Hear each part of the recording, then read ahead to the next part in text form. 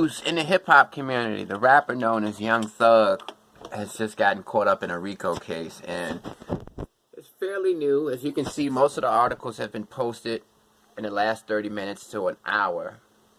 Basically, the RICO, it's a gang indictment. So basically, Young Thug gonna charged with conspiracy to violate RICO and sweeping Georgia indictment. And basically, when you're facing a RICO, you're facing life in prison.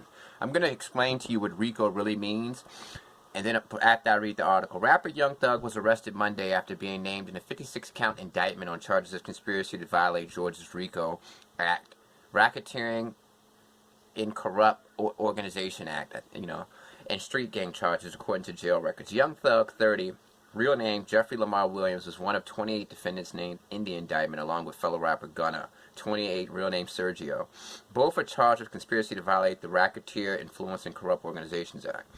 He was arrested in Buckhead, in an Atlanta neighborhood north of downtown. It was not immediately known if Gunna was arrested. The conspiracy filed against the defendants date back to 2013, and the conspiracy charge filed against the defendants date back to 2013, and the gang charge to 2018, jail records say. Young Thug is allegedly one of 3 founders of Young Slime Life, a criminal street gang that started in late 2012 in Atlanta. YSL is affiliated with the National Bloods gang, officials said. Alright, so I'm not going to go through with the rest of this, but basically let me explain to you what RICO really means, okay? RICO was designed to combat the mafia. The Italian mafia was so hard to penetrate in the 1930s, 1940s, 1950s, 1960s, and 1970s. RICO, the first person ever charged with RICO was Albert Anastasia's brother. He had complete control over the docks in New York. The docks are where consumer products are shipped in on giant the shipping containers that you see. That's how product moves between countries, right? Through the air and through shipping.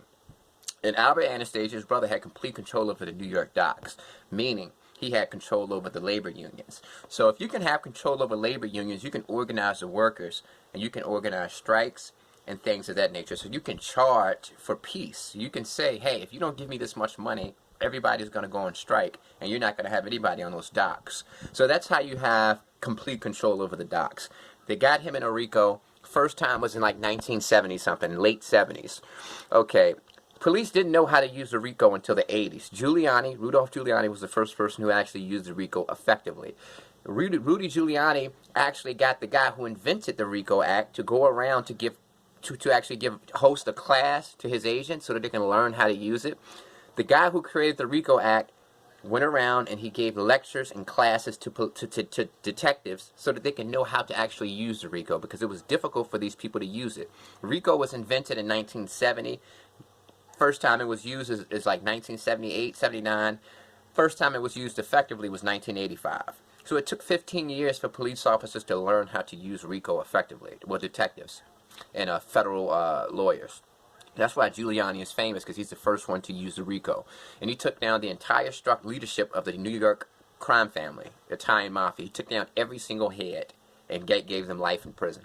Now, RICO, Italian mafia, the way that they got everything set up, you have the boss, underboss, capo regime, which is like the counselor, like the lawyer, like the dude from The Godfather who was adopted by the boss, and he was like their adopted brother. He was the consigliere.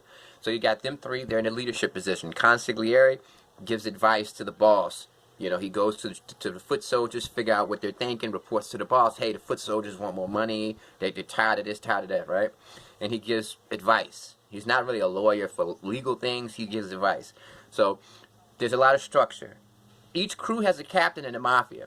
So basically what happens is the crew members are making money and they're giving it to the captains are giving the money to the underboss is giving the money to the boss. So with that type of structure, it's hard to really say the boss is committing crimes, the underboss is committing crimes, the captain is committing crimes, because they're just collecting the bank. The foot soldiers were getting arrested, but they couldn't get to that top echelon until they came out with RICO.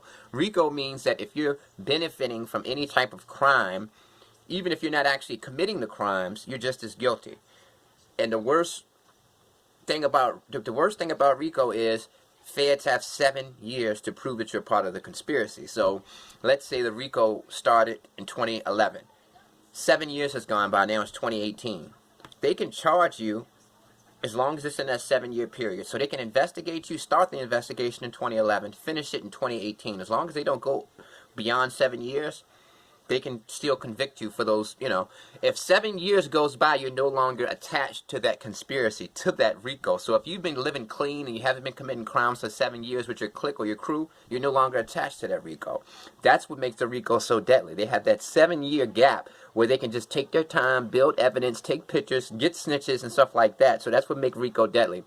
And another thing about RICO is they charge you with a lot of different crimes, murders, drug dealing, whatever crime, like a wide range of crimes. Even if they can't get you, even if two of those crimes gets thrown out and you only get convicted of one, you still get convicted for the RICO. All they have to do is prove that there was one conspiracy. They can have 3 different conspiracies on a RICO, say drug dealing, murder, and let's say extortion and robbery. This clique was robbing, selling drugs, and killing. And the boss of that clique was benefiting from that because they were his people, right? The boss gets locked up, and they charge him with those 3 conspiracies. To rob, to sell drugs, to murder. Let's say he beats the murder and the robbery, and he gets convicted under drugs. You still get life in prison for the RICO, and you still get convicted of RICO. So the feds invented the RICO for the mafia because the Italian mafia was so difficult to penetrate because they had this elaborate structure. Street gangs, first of all, with RICO, you got to prove that there's a conspiracy. Street gangs make it easy because they put their gang in their name, like YSL. It'll be like YSL such and such on social media. Bam! I can prove that you're a part of the conspiracy because you have it in your name. Italian mafia. It was illegal to even admit that you were in the mob or you'll get killed. That's why it was so difficult to get those guys, because it was illegal to say, I'm a mobster. If somebody asked, you said, no, I'm not. Even if it was another family that asked you, oh, yeah, you in this family? No, I'm not. Street gangs, they love to rep their gang. They do it on social media. They do it in rap videos. So the government can say, look, these guys are in a gang. Look at this video. They're saying it. Look at his social media handle. It says it. So RICO is designed for mafias. Organized crime. When it comes to a street gang, RICO is overkill. These guys, street gangs cannot match up against a RICO because it's designed for much more complex crime. A street gang is like basic when it comes to crime. So that RICO is just overkill. Hope for the best for these brothers, though.